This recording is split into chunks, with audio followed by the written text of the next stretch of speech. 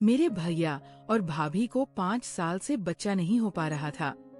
इतना ही नहीं, मेरा तलाक हो जाने के कारण मैं अपने मायके में ही रह रही थी। कुछ दिनों से मेरे भाई की नजर मुझ पर पड़ रही थी कि उसने मुझे रात में भाभी सोचकर एक नहीं बल्कि कई रातें भाभी समझकर मेरी पिच पर लगातार मैच खेले। बात वहाँ से शुरू होती है। दोस्तों, आज की इस कहानी में आपका स्वागत है। मेरा नाम रोही है और मैं तलाकशुदा हूँ। 1 साल पहले मेरी शादी हुई थी, लेकिन मेरी शादी 1 साल भी नहीं टिक पाई। मेरी कमजोरी का फायदा मेरे भाई ने इस तरह उठाएगा, इसका मुझे अंदाजा नहीं था। अब मैं अपने मायके में रह रही थी। मायके में एक एक दिन मेरे लिए भारी हो रहा था, क्योंकि माँ, पिताजी और भाई का मुझे ताने मारना दिन ब दिन बढ़ता जा रहा था। उन्हें लगता था कि मैं ऐसे घर पर पड़ी रहूंगी तो भाई का दूसरा विवाह नहीं हो पाएगा। वे मुझे लगातार कहीं और चले जाने के लिए कहते रहते थे। मेरी मजबूरी थी, इसलिए मैं उनकी बातें सुनती रहती थी, क्योंकि मैंने अपनी मर्जी से लव मैरिज की थी और वह 1 साल भी नहीं टिक पाई थी। एक दिन मुझे मेरे चचेरे भाई मोहन का फोन आया। मोहन ने मुझे अपने घर बुलाया। उसे भी पता था कि उसके मामामी का स्वभाव कितना क्रूर है। उसने कहा, दीदी आप हमारे घर आ जाओ, यहाँ आपको सुकून मिलेगा। मैंने अपना शादीशुदा जीवन बचाने की बहुत कोशिश की थी, लेकिन मेरा पति कान का कच्चा था। उसके घर वालों ने उसके मन में मेरे बारे में गलत बातें भर दी थी। उन बातों को सुनकर उसने मुझे तलाक दे दिया। मेरी शादी 25 साल की उम्र में हुई थी और 25 साल की उम्र में तलाक भी हो गया था। खैर, मैं उन सब बातों को बार बार याद नहीं करना चाहती थी। इसलिए जब मोहन ने मुझे फोन करके अपने घर बुलाया तो उस रात मैंने निर्णय लिया कि मैं अब और अपने मायके में नहीं रहूंगी। इसलिए मैं अपना सामान समेटी और तुरंत बस में बैठकर उसके घर जाने के लिए निकल पड़ी। वैसे भी माँ बाप मुझे घर में नहीं चाहते थे, इसलिए कुछ दिन में मेरा मूड बदल जाएगा। यही सोचकर मैं मोहन के घर चली गई। मोहन की शादी हो चुकी थी। उसकी पत्नी का नाम प्रिया था। पिछले 5 साल से वह दोनों पति पत्नी शहर में रह रहे थे। उनका सुखी संसार था, लेकिन शादी के 5 साल बाद भी उनके बच्चे नहीं हुए थे, जिसके साथ मैं बचपन में खेली थी, जिसे मैं भाई कहकर पुकारती थी। उसके साथ एक रात ऐसी भी आने वाली थी कि मैं उसके साथ उसके दमदार मैच खेलने वाली थी। ये विचार मैंने कभी सपने में भी नहीं सोची थी। मोहन और उसकी पत्नी ने मेरा स्वागत बहुत खुशी से किया था, जैसे तिरस्कार मुझे अपने सगे घर वालों से मिला था। वह तिरस्कार मुझे मोहन के घर पर बिल्कुल नहीं मिला था। वहाँ तो भाभी मेरी बहुत खातिरदारी कर रही थी। मुझे क्या चाहिए क्या नहीं, वो देख सुन रही थी। उस खुशहाल माहौल में रहना मुझे भी अच्छा लग रहा था। देखते देखते मोहन के घर आए। मुझे 5 दिन हो गए थे। इन 5 दिनों में मैंने उन दोनों पति के बीच एक बार भी झगड़ा होते नहीं देखी, लेकिन अब मेरी वजह से उनके घर में झगड़ा ना हो, इसलिए मैंने मोहन से कहा कि अब मुझे अपने घर के लिए निकलना चाहिए। शायद आप लोगों को भी मेरी वजह से समय नहीं मिल पा रहा होगा। इस पर मोहन ने कहा, छकल, अब समय मिलने की क्या बात है? हमारी शादी को अब 5 साल हो गए हैं। मोहन ने मुझसे कुछ और दिन अपने घर रुकने का आग्रह किया, तो मैं उसके आग्रह को इनकार नहीं कर पाई। उस दिन रात को अचानक मुझे किसी की आवाज सुनाई दी।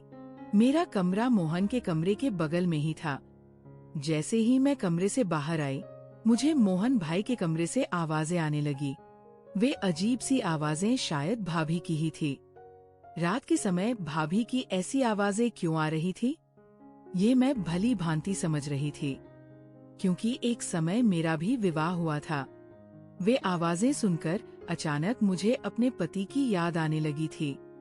मेरे मन में अनचाही भावनाएं पैदा होने लगी थी। तभी मैं अपने कमरे में गई और कानों में रुई के फाहे डालकर सो गई, ताकि मुझे वो आवाज ना सुनाई दे और मेरी आंखों के सामने अनचाहे दृश्य न आए। अगले दिन भाई के घर भाभी की मामी आई हुई थी। भाभी की मामी ने बातों बातों में कहा, प्रिया तुम हमें दादी कब बनाओगी? तुम्हारी गुड न्यूज कब सुनने को मिलेंगे? उसकी मामी के सवाल सुनकर प्रिया का चेहरा उतर सा गया था। तब मोहन भाई ने कहा, हमारा फैमिली प्लानिंग है, लेकिन अभी हमने उस बारे में सोचा नहीं है।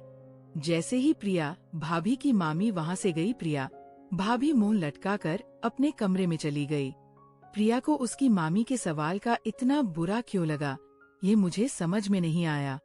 प्रिया मुझे बहुत उदास दिख रही थी, इसलिए मैं उसके पीछे पीछे उसके कमरे में गई।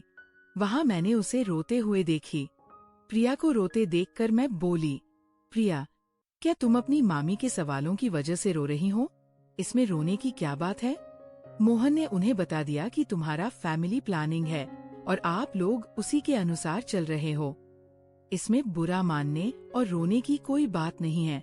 अब तुम शहर में रहती हो तो तुम्हारे विचार भी उच्च होंगे। शहर में रहने वाले लोग हर चीज सोच समझ कर करते हैं और आजकल बच्चे को जन्म देना इतना आसान नहीं है। खर्चे भी बहुत बढ़ गए हैं।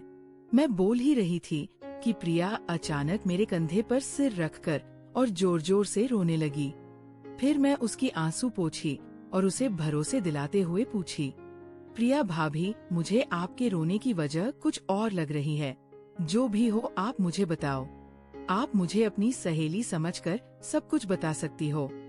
तब प्रिया बोली, आरोही, अब जब तुमने मुझसे दोस्ती के नाते सवाल किया है तो मैं तुम्हें सच्चा जवाब दूंगी, लेकिन इसे सुनकर तुम ननद की तरह नहीं बल्कि सहेली की तरह समझोगी। ये वादा करो। मैंने प्रिया से वादा किया कि मैं उसे सहेली की तरह समझूंगी। तब प्रिया बोलने लगी, हमारा कोई फैमिली प्लानिंग नहीं है। सच तो ये है कि मैं कभी माँ नहीं बन सकती। मुझ में एक ऐसी कोई कमी है कि मैं माँ बनने लायक ही नहीं है। मैंने प्रिया को समझाया, इसमें इतना तनाव लेने की क्या जरूरत है? तुम बिल्कुल भी तनाव मत लो। भगवान की मर्जी होगी तो सब ठीक हो जाएगा। अगर तुम्हें माता पिता बनने का सुख चाहिए तो तुम अनाथ आश्रम से कोई बच्चा भी गोद ले सकती हो। इससे तुम्हें भी मातृत्व मिलेगा और उस बच्चे को भी एक अच्छा जीवन। इस पर प्रिया ने कहा, अगर हमें बच्चा गोद लेना होता तो हम कब का ले चुके होते, लेकिन हमें ऐसा कुछ भी नहीं करना है। मोहन और मुझे केवल हमारा ही बच्चा चाहिए। मुझ में जो कमी है अगर समाज में पता चल गया तो मेरी बहुत बदनामी होगी और यही हमें नहीं चाहिए। प्रिया का जवाब सुनकर मैंने उसे इतना ही कहा कि तुम अपनी कोशिश मत छोड़ना, एक ना एक दिन तुम जरूर माँ बनोगी। उस दिन शाम को भाई और प्रिया भाभी मुझे अपने साथ एक पार्टी में ले जाने की जिद करने लगे। वह पार्टी भाई के ऑफिस के एक दोस्त की थी। मैं उनके साथ जाने से मना कर रही थी, लेकिन प्रिया भाभी का कहना था कि हम बाहर जा रहे हैं और तुम घर में अकेली रहोगी और मैं ऐसा नहीं चाहती कि मेरी प्यारी ननद घर में अकेली रहे। प्रिया भाभी ने मुझसे इतना आग्रह किया कि मुझे तैयार होकर उनके साथ जाना ही पड़ा। जब मैं तैयार होकर अपने कमरे से बाहर आई तो पहले भाई ने मेरी तारीफ की। भाई बोला, हैप्पी आरोही, तुम बहुत सुंदर लग रही हो। कई दिनों के बाद मैं इस तरह से तैयार हुई थी। भाई के बाद प्रिया ने भी मेरी तारीफ की। थोड़ी ही देर में हम उस पार्टी में पहुंच गए। पार्टी में पहुंचने के बाद भाई को जानने वाले कोई ना कोई आकर प्रिया भाभी से यही सवाल कर रहे थे कि आप गुड न्यूज कब दे रही हैं? प्रिया भाभी हर किसी के सवाल पर चुपचाप सिर हिला रही थी। जब मैं पार्टी से घर आई तो अपने कमरे में चली गई कपड़े बदलकर। मैं पानी पीने के लिए रसोई में जाने लगी। तभी भाई और प्रिया भाभी के कमरे से उनके झगड़े की आवाजें आने लगी। प्रिया भाभी भाई से कह रही थी कि बच्चे होने के इलाज से मैं तंग आ चुकी हूँ, ऊपर से लोगों के सवाल। इतना कहकर प्रिया भाभी रोने लगी। दोपहर में ही मैंने प्रिया को इस बारे में समझाया था।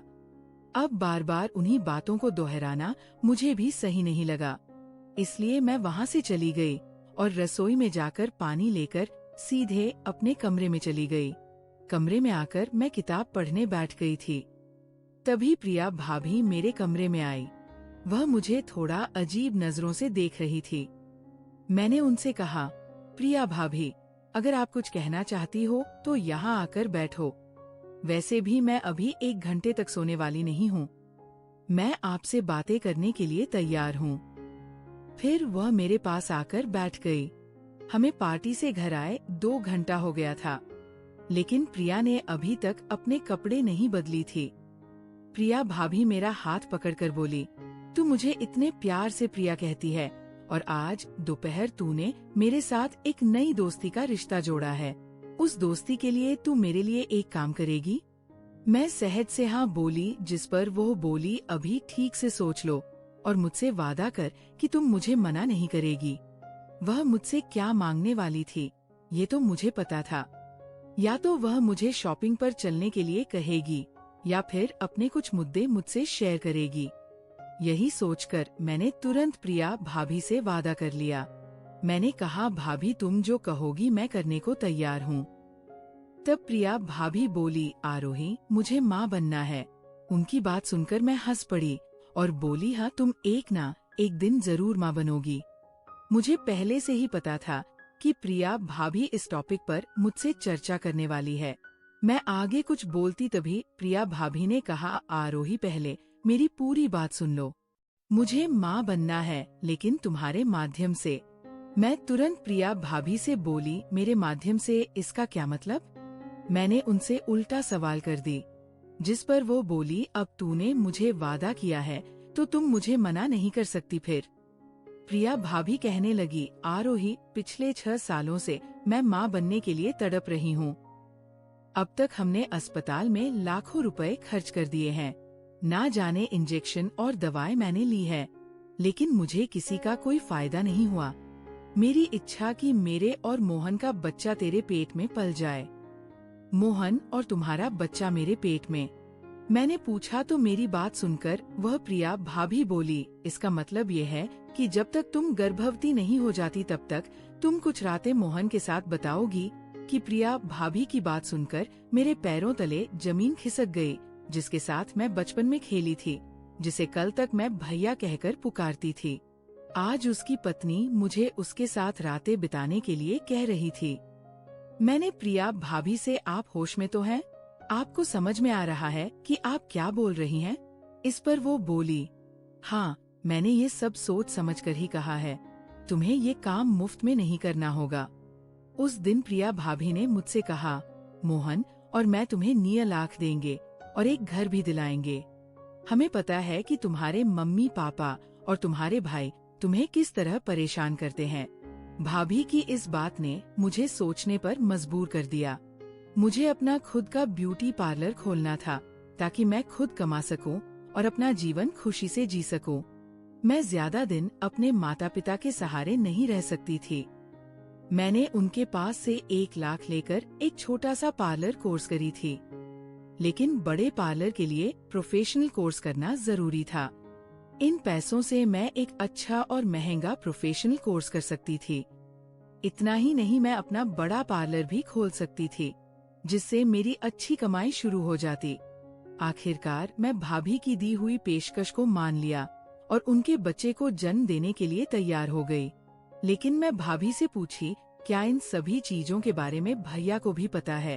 तब भाभी ने कहा, तुम्हारा भैया भी इसके लिए तैयार है, और हाँ आज के बाद उसे भैया मत कहना, उन्हें मोहन कहकर बुलाना। फिर वह मुझे भैया के कमरे में ले गई। मुझे देखकर भैया खड़ा हो गया। भाभी ने उसे देखकर हाँ में सिर हिलाया। फिर भैया ने मुझसे पूछा, आरोही क्या तुम सच में तैयार हो? मैंने जवाब दिया, हाँ भाई।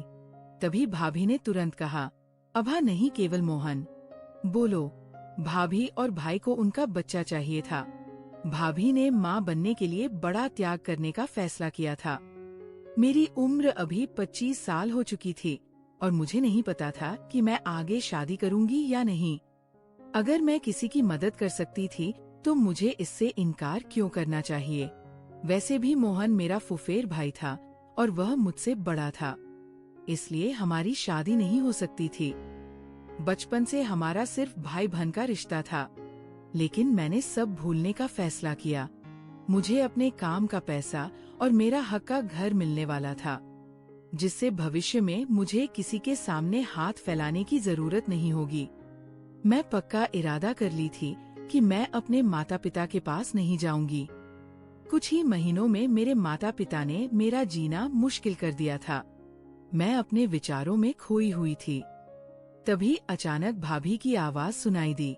उन्होंने कहा, अभी हम बाहर पार्टी से आए हैं, तुम भी थकी होगी इसलिए आज आराम कर लो।